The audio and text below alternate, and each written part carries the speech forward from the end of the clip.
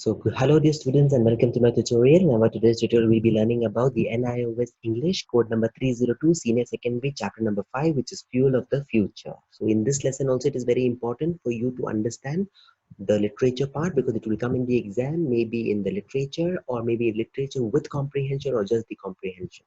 So it is again divided into two sections, section 1 and 2. We'll go through it. So section 1 goes as such. The buzzword today is clean energy, something that we can read from nature, and that the search has led man to the solar, the wind, and the tidal, which is tidal, water, the hydro, and even biogas.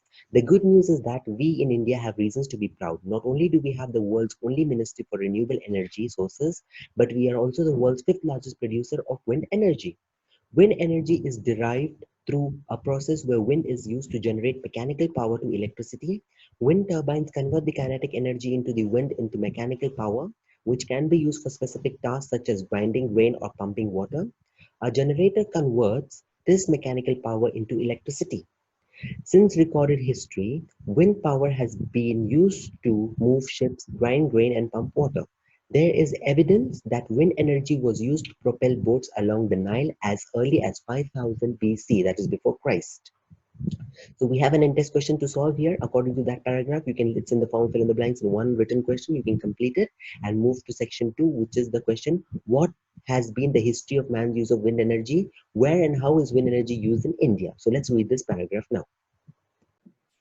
So talking about section 2, what has been the history of man's use of wind energy? Where and how is wind energy used in India? In the United States, millions of windmills were erected as the American West was developed during the late 19th century. Most of them were used to pump water for the farms and ranches. By 1910, wind turbine generators were producing electricity in many European countries, and while today one associates windmills with the Netherlands, where they are used for pumping water, it is in the Denmark that wind is an effective source of energy. Close to home, Tamil Nadu was among the first in India to give a fill-up to wind energy over 110 years ago and continues to be a leader. Nearly half of India's nearly 2000 milliwatts of installed capacity from wind energy comes from Tamil Nadu. Wind turbines have been decorating our landscape near Madurai and beyond.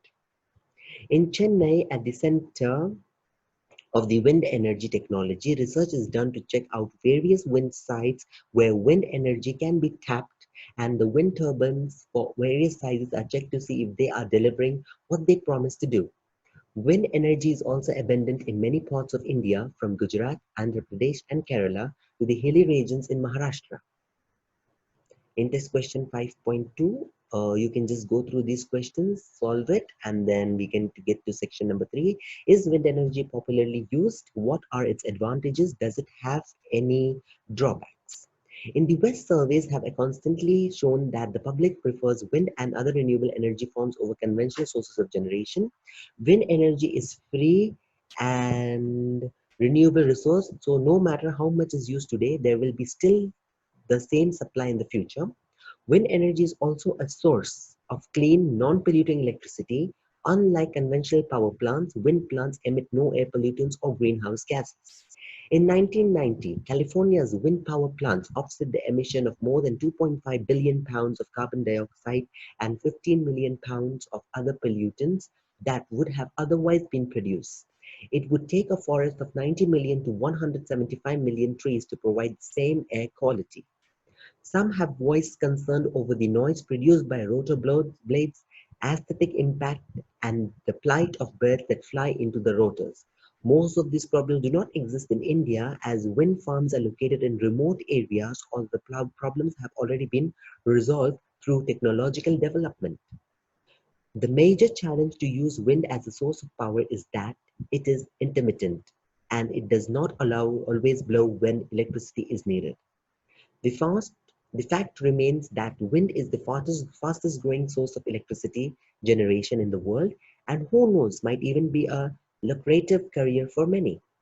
So this is the in-test question for 5.3, which you can solve. You have some fill in the blanks to write some advantages and weaknesses or solutions in terms of this one, and overall questions in order to just make yourself thorough with the grammatical parts, sorry, with the literature part, so that you can write the long answers, which is from 40 to 60 words, including 30 to 40 words.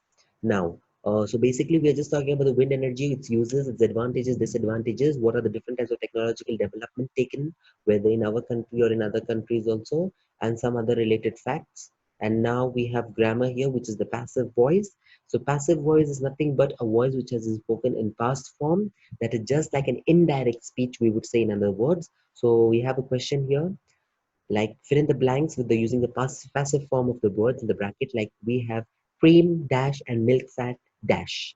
So we would say cream is churned and milk fat is collected. So we are using the words in the passive form. So cream was churned and milk fat was collected. We can also say it like that. So it's better to say it in this way. Cream was churned and milk fat was collected. The remaining liquid is called buttermilk. The milk fat was whipped, and the water in it, if any, was thrown away or had thrown away. A pinch of salt was added to the ball of whipped fat and was kept in a butter dish. So this is the way you use was. You use the past tense, which is regular or irregular verb, by adding an ed or completely changing the verb. In short, P for past, P for passive form. You basically turn the words into past tense, that something has already occurred, happened. We ignore the letter stock.